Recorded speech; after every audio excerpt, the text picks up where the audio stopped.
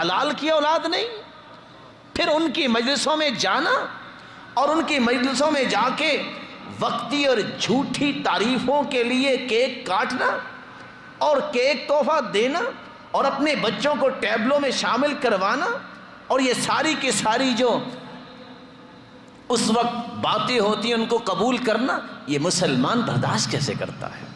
صحیح بخاری کی روایت میں نے آپ کے سامنے رکھی ہے، وَأَنَّ عِيسَىٰ عَبْدُ اللَّهِ وَرَسُولُهُ، وہ اللہ کے بندے ہیں اور اس کے رسول ہیں۔ جب تک یہ عقیدہ نہیں ہے، اس کی روشنی میں اپنی زندگی کے اعمال کو نہیں بناتا، اس کا قیامت کو بنے گا کیا؟ اس لیے عمر رضی اللہ تعالیٰ عنہ کی بات بھولیے گا نا، وہ کہا کرتے تھے غیر مسلموں کی عید میں کوئی انڈا بھی لے جائے تو اس کا بھی اتنا ہی کفر ہے جتنا اس کافر کا کفر ہے، اس کا بھی اتنا ہی کفر ہے۔ اللہ رب العزت ہمیں بصیرت سے نوازے۔ تو جنت کا دوسرا راستہ جو آج کی اس مجلس میں بیان کرنا چاہتا ہوں وہ یہ ہے کہ اللہ اور اس کے رسول کے اطاعت کرنے والا جنت میں جائے گا۔ ارشاد ربانی ہے، وَمَن يُطِعِ اللَّهَ وَرَسُولَهُ يُدْخِلْهُ جَنَّاتٍ تَجْرِي مِن تَحْتِهَا الْأَنْهَارُ، جو اللہ کی اطاعت کرتا ہے، جو اللہ کے رسول کی اطاعت کرتا ہے، اللہ رب العزت اس کو جنتوں میں داخل فرمائیں گے، جن جنتوں میں، جن باغات میں اللہ رب العزت نے نہروں کو جاری کیا ہوا ہے۔ اس ضمن میں بھی میں آپ کے ساتھ دو تین باتیں شیئر کرنا چاہتا ہوں۔ سب سے پہلی بات، کون میرا بھائی ہے جو ہاتھ کھڑا کر کے یہ بتائے کہ مجھے اللہ کے رسول سے سچی محبت ہے؟ اللہ آپ کی اس محبت کو قبول فرما لے اور جنت میں اپنے پیارے پیغمبر کی رفاقت نصیب فرما دے۔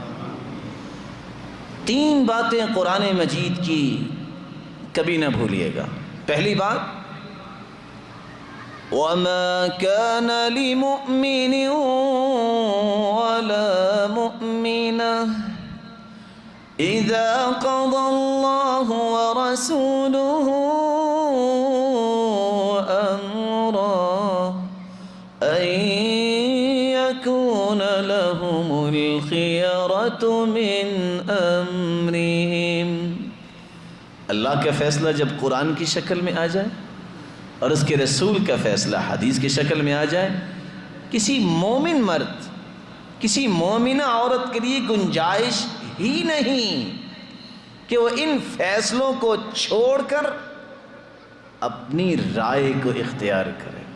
یہ قرآن کی آیت ہے نا، اس کا ترجمہ گھر جا کے پڑھیے۔ قرآن ہم سے مطالبہ کیا کر رہا ہے؟ دو فیصلے آ جائیں تو پھر انسان کے لیے گنجائش نہیں ہے جس کا ایمان ہے کہ وہ اپنی رائے کو نافذ کرے۔ اور آگے کیا فرمایا؟ وَمَن يَعْصِ اللَّهَ وَرَسُولَهُ فَقَدْ ضَلَّ ضَلَالًا مُبِينًا، جو اللہ اور اس کے رسول کی نافرمانی کرے گا اس سے بڑھ کر دنیا میں کوئی گمراہ ہے ہی نہیں، واضح گمراہ۔ تو ایک مومن کی بات چل رہی تھی کہ وہ اللہ اور اس کے رسول کے فیصلوں کو مانتا ہے، یہی اطاعت ہے۔ کیسی اطاعت؟ وَمَا آتَاكُمُ الرَّسُولُ فَخُذُوهُ وَمَا نَهَاكُمْ عَنْهُ فَانْتَهُوا۔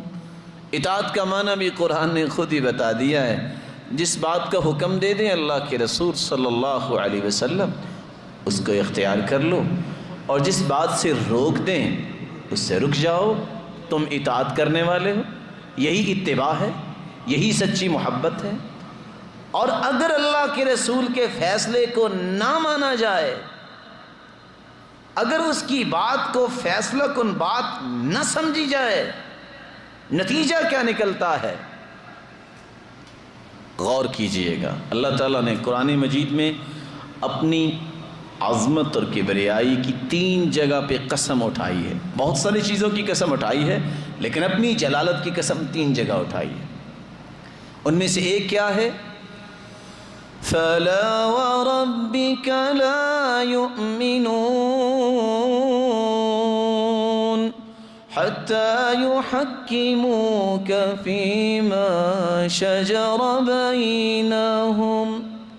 فَلَا وَرَبِّكَ، میرے پیارے پیغمبر تیرے رب کی قسم، یعنی مجھے اپنی جلالت اور تقدس اور عظمت کی قسم. قسم کیوں کھائی جاتی ہے؟ کسی بات کی اہمیت کو واضح کرنے کے لیے، اور اللہ کی بات تو بغیر قسم سے ہی واضح ہے اور اس سے بڑی اہمیت کی حامل کوئی کلام ہے ہی نہیں. قسم کھانے کے بعد کیا فرمایا؟ لا یؤمنون حتی یحکموک فیما شجر بینہم.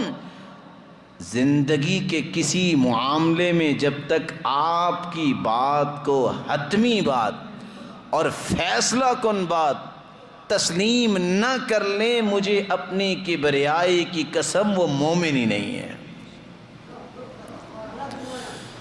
قرآن مجید کی یہ بات آپ تسلی رکھیں، کوئی بات نہیں انشاءاللہ. رسول اللہ صلی اللہ علیہ وآلہ وسلم، ان کی بات، ان کا فیصلہ جب تک اٹل فیصلہ نہ مان لیا جائے، انسان تو قرآن کی روشنی میں مومن ہی نہیں ہوتا. کیونکہ اب قرآن کی نص آ گئی ہے، اب اس کا ترجمہ میں کیا کروں؟ لا یؤمنون، فلا وربک لا یؤمنون، تیرے رب کی قسم اے میرے پیارے پیغمبر مومن ہی نہیں ہے.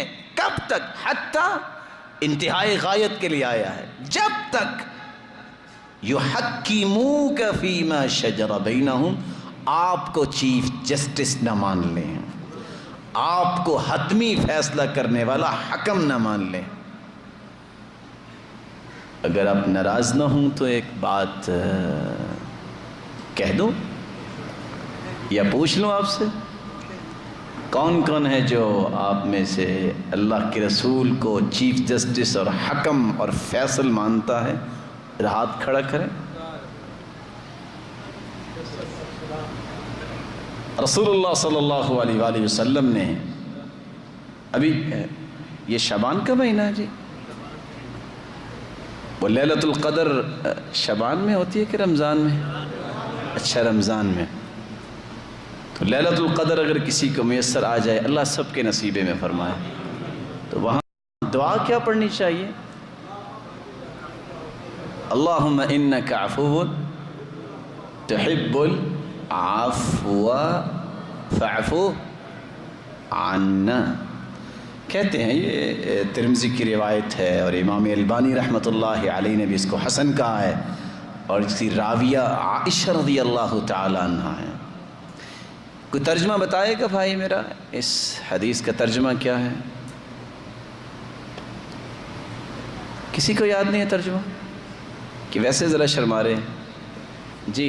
اللہم انک عفو، اے اللہ تو معاف کرنے والا ہے، تحب العفو، اور معافی کو پسند کرتا ہے، فاعف عنا، ہمیں بھی کیا کر دے؟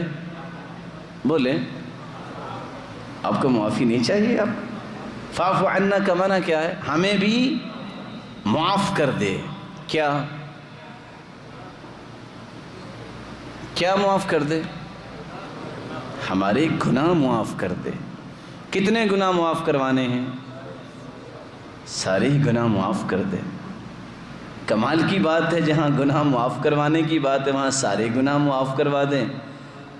اور 22 روایتوں میں یہ لفظ آ جائے فاعف اللحا، داڑھیوں کو معاف کر دو، وہاں کچھ سوچتا ہی نہیں ہے. دیانتداری سے بتائیے میرا عقیدہ بھی درست ہے، دیانتداری سے بتائیے میں اپنے 5 فٹ میں اگر اسلام کو نافذ نہیں کر سکتا تو میری زبان اگر بولے کہ میں پوری دنیا میں اسلام کو نافذ کروں گا، ٹھیک ہوگا؟ اللہ کی توفیق کے بعد جب میں چاہتا ہوں سو جاتا ہوں۔